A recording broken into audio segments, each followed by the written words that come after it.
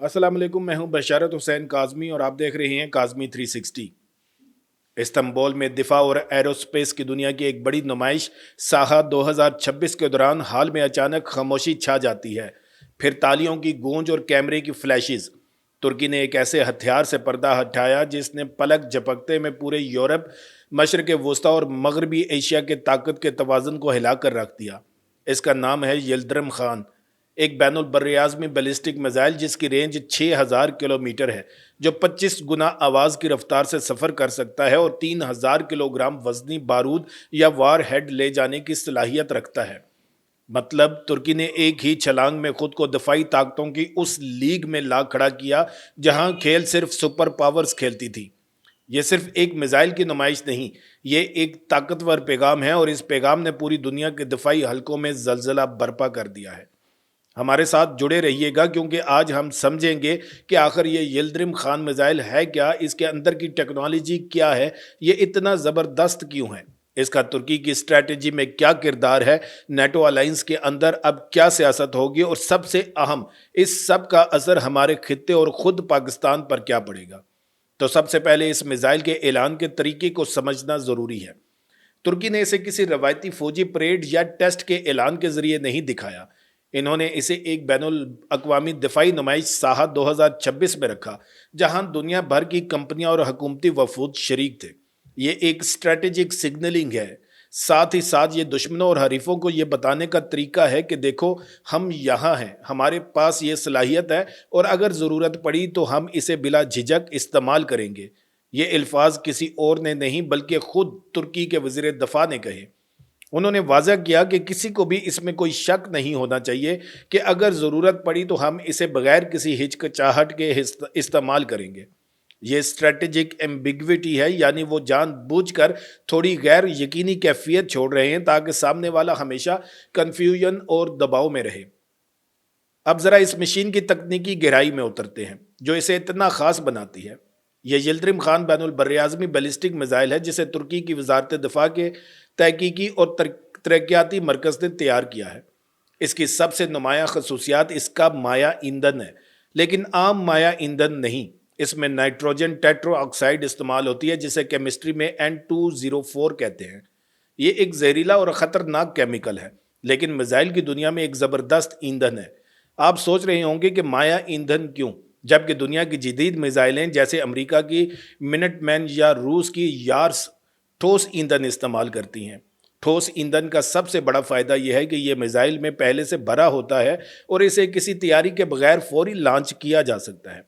दूसरी तरफ माया ईंधन वाले मिसाइलों को लॉन्च से पहले ईंधन भरने की ज़रूरत होती है, जिसमें वक्त लगता है और इस दौरान मिसाइल और इसके अमले को दुश्मन के हमले का खतरा ज़्यादा रहता है। फिर तुर्की ने यह रास्ता क्यों चुना? इसका जवाब है पेलोड और मार की सलाहियत।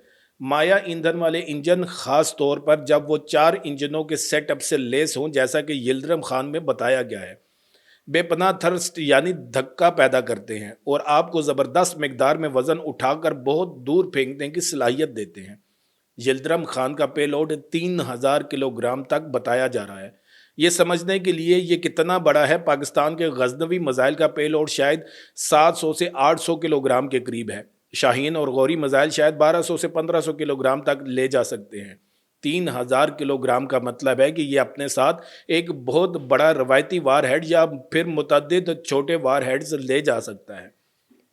ये किसी भी किस्म की सख्त तरीन फौजी तनसीब, चाहे वो कोई पहाड़ के अंदर बनाया गया कमांड एंड कंट्रोल सेंटर हो, एयर बेस हो या कोई बड़ा बहरी अड्डा, एक ही ज़रब में खाक में मिलाने की सलाहियत रखता है। तुर्की ने रफ्तार पर पे लोड और रेंज को तरजीह दी है। इस मिसाइल की रेंज 6000 किलोमीटर है, जो इसे वाज़े तौर पर बैनुल बर्रिआज़मी मिसाइलों की कैटेगरी में खड़ा करती है, चाहे ये इस स्पेक्ट्रम का इब्तदाई हिस्सा हो। लेकिन ये रेंज जोग्राफियाई तौर पर देखें तो कितनी ख़तरनाक है। तुर्की के अंदरूनी हिस्सों, ख़ास तौर पर मशरक़ी अनातोलिया से लॉन्च करने पर इसका दायरा कार कहाँ कहाँ तक जाता है। इसका हदफ पूरा यूरोप है। लंदन, पेरिस, बर्लिन, रोम, मैड्रिड सब इसकी जद में आ जाते हैं। मशरक़ में ये रूस के बड़े बड़े शहरों जैसे मास्को तक पहुंच सकता है। जनूब की तरफ पूरा मशरक़ वस्ती इसके दायरे में है। इसराइल से सऊदी अरब, मुत्तहिदा अरब अमारात और ईरान तक। مشرق کی جانب یہ وسطی ایشیا اور افغانستان کو کور کرتا ہے۔ اس رینج کا مطلب ہے کہ ترکی اپنی سرزمین سے دشمن کے کسی بھی اہم اسٹریٹجک اثاثے کو براہ راست نشانہ بنا سکتا ہے۔ میزائل کی رفتار بھی ناقابل یقین ہے۔ اسے میک 9 سے لے کر میک 25 تک کی رفتار سے پرواز کرنے والا بتایا گیا ہے۔ یہ بات سمجھنا ضروری ہے کہ آواز کی رفتار یا میک 1 تقریباً 1225 کلومیٹر فی گھنٹہ ہوتی ہے۔ میک 25 کا مطلب ہے کہ آواز سے 25 گنا تیز رفتاری۔ یہ رفتار ماحول میں دوبارہ داخل ہوتے وقت ہوتی ہے جب میزائل خلا سے واپس زمین کی طرف آتا ہے۔ اس رفتار سے آتا ہوا کوئی بھی جسم، چاہے وہ صرف ایک دھات کا ٹکڑا ہی کیوں نہ ہو، اس کی حرکی توانائی اتنی زیادہ ہوتی ہے کہ ایک زبردست دھماکے کا سبب بنتی ہے۔ اس رفتار کی وجہ سے اسے مار گرانا موجودہ دفاعی نظاموں کے لیے ایک انتہائی مشکل بلکہ تقریباً ناممکن کام ہے۔ صرف جدید ترین اینٹی بیلسٹک میزائل سسٹم ہی اسے نشانہ بنانے کی کوشش کر سکتے ہیں، اور وہ بھی اس وقت جب سب کچھ بہترین طریقے سے کام کرے۔ اس پورے منصوبے کا سب سے دلچسپ اور اسٹریٹجک پہلو یہ ہے کہ یہ ایک نیٹو رکن ملک کا تیار کردہ نظام ہے۔ نیٹو الائنس کی بنیاد ہی اس پر ہے کہ ایک پر حملہ سب پر حملہ، اور اس کے لیے امریکہ کی نیوکلیئر چھتری سب سے بڑا حفاظتی ضمانت ہے۔ لیکن ترکی نے یلدرم خان بنا کر ایک ایسی آزاد اور خود مختار اسٹریٹجک ڈیٹرنس صلاحیت حاصل کر لی ہے جو نیٹو سے باہر بھی کام کر سکتی ہے۔ یہ پیغام بہت واضح ہے کہ اگر کسی تنازع میں انقرہ کو لگا کہ اس کے اتحادی اس کا ساتھ نہیں دیں گے یا امریکہ کی جوہری ضمانت کسی وجہ سے قابل اعتبار نہیں رہی، تو وہ اپنے طور پر دشمن کو ناقابل قبول نقصان پہنچانے کی صلاحیت رکھتا ہے۔ یہ صرف ایک میزائل نہیں ہے، یہ ترکی کی خارجہ پالیسی کی خود مختاری کا اعلان ہے۔ نیٹو کے اندر یہ ایک بہت بڑی بحث کو جنم دے گا۔ یونان جیسے ملک جن کے ساتھ ترکی کے تعلقات تاریخی طور پر کشیدہ رہے ہیں، اب اپنی دفاعی پوزیشن پر نظر ثانی کرنے پر مجبور ہو جائیں گے۔ فرانس اور جرمنی جیسی بڑی یورپی طاقتیں جن کے ساتھ ترکی کے تعلقات میں اتار چڑھاؤ رہتا ہے، اب کسی بھی قسم کی کشیدگی میں یہ خطرہ مول نہیں لے سکتی کہ ان کے شہر انقرہ کی روایتی میزائلوں کی زد میں آ سکتے ہیں۔ اس سے ترکی کا سفارتی وزن یکدم بہت بڑھ جائے گا۔ مشرق وسطیٰ پہلے ہی میزائلوں اور ڈرونز کی دوڑ میں شامل ہے۔ ایران کے پاس اپنا بہت بڑا اور متنوع میزائل پروگرام ہے۔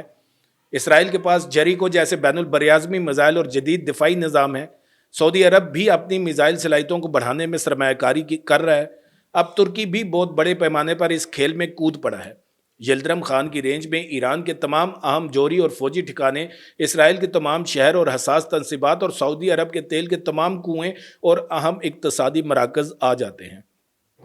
ترکی خطے کی کسی بھی بڑی طاقت کو یہ کہنے کی پوزیشن میں آ گیا ہے کہ اگر تم مجھے چھیڑو گے تو میں اس حد تک جواب دے سکتا ہوں جس کا تم تصور بھی نہیں کر سکتے۔ یہ ایک علاقائی پاور بیلنس کی مکمل تبدیلی ہے۔ اور اب آئیے سب سے اہم سوال پر، اس کا پاکستان پر کیا اثر ہوگا؟ ترکی اور پاکستان کے درمیان برادرانہ تعلقات کی ایک گہری اور طویل تاریخ ہے، اور دفاعی تعاون اس کا اہم ستون ہے۔ ترکی کی دفاعی صنعت نے پاکستان نیوی کے لیے ملگم کلاس کارویٹ اور PNS ملگم کلاس کے جنگی جہاز بنائے ہیں۔ ہیلی کاپٹروں سے لے کر ڈرونز تک کا تعاون جاری ہے، لیکن بین البراعظمی بیلسٹک میزائل کی ٹیکنالوجی بالکل الگ چیز ہے۔ پاکستان کا اپنا اسٹریٹجک میزائل پروگرام ہے جو پوری دنیا میں یکساں طور پر تسلیم شدہ اور قابل احترام ہے، اور اس خطے میں طاقت کا توازن برقرار رکھنے کے لیے مرکزی حیثیت رکھتا ہے۔ یلدرم خان کا ابھرنا پاکستان کے لیے کئی جہتوں سے اہم ہے۔ سب سے پہلے یہ تکنیکی ترقی کی ایک نئی بلندی کو ظاہر کرتا ہے جسے ایک دوست اور برادر اسلامی ملک چھو رہا ہے۔ ترکی نے مائع ایندھن کی پیچیدہ ٹیکنالوجی، اعلیٰ درجے کی گائیڈنس اور نیویگیشن اور میٹیریل سائنس میں جو مہارت حاصل کی ہے وہ قابل تعریف ہے، اور اس سے سیکھنے کو ملتا ہے۔ دوسرا، یہ ایک نئے دفاعی تعاون کے دروازے کھول سکتا ہے، لیکن یہ بہت حساس معاملہ ہے۔ اس نوعیت کی میزائل ٹیکنالوجی کی منتقلی کرنا یا اس پر مشترکہ کام کرنا بین الاقوامی دباؤ کو دعوت دے سکتا ہے، اور اس کے بہت بڑے ڈپلومیٹک اثرات ہو سکتے ہیں۔ تیسرا اور سب سے اہم، یہ پاکستان کی اپنی دفاعی صنعت کے لیے ایک چیلنج بھی ہے۔ ہم نے اپنے شاہین، غوری، ابابیل اور فتح سیریز کے سسٹم تیار کیے ہیں جو تمام ترقی کے مختلف مدارج کو ظاہر کرتے ہیں، لیکن یلدرم خان جس پیمانے کی صلاحیت کا مظاہرہ کر رہا ہے وہ ہمیں یہ سوچنے پر مجبور کرتا ہے کہ ہمیں ٹیکنالوجی کے کن کن شعبوں میں اپنی رفتار کو تیز کرنے کی ضرورت ہے۔ खास तौर पर थर्स्ट वेक्टरिंग, आला दर्जे के ईंधन और इंतहाई भारी पे लोड देने वाले इंजनों में। अब आपकी बारी है। ये मामला इंतहाई अहम है और मैं आपकी राय जानना चाहता हूँ। कमेंट्स में ज़रूर बताएं कि आपके ख्याल में तुर्की का ये कदम नेटो अलायंस के मुस्तकबिल के लिए क्या मायने रखता है। क्या इससे अलायंस कमज़ोर होगा या तुर्की एक मजबूत इत्तेहादी बनकर उभरेगा। दूसरा, इसका मशरक़ वस्ता के नाजुक तवाज़ुन पर क्या असर पड़ेगा। और सबसे बड़ा सवाल जो हम सब पाकिस्तानियों के जहन में है, क्या पाकिस्तान और तुर्की के दरमियान इस जदीद तरीन स्ट्रेटजिक टेक्नोलॉजी के शोबे में तावन का कोई इम्कान हो सकता है। अपनी सोच, अपने तज्ज़िये कमेंट्स में ज़रूर शेयर कीजिए। इस वीडियो को लाजमी शेयर करें और हमारे चैनल को सब्सक्राइब करना मत भूलिए और बेल आइकन को दबा दीजिए ताकि कोई भी अपडेट आपसे छूट ना सके। वीडियो को आखिर तक देखने का बहुत शुक्रिया। फिर मिलेंगे एक नई वीडियो के साथ। अल्लाह ताला आप सबका हामी और नासिर हो। पाकिस्तान जिंदाबाद।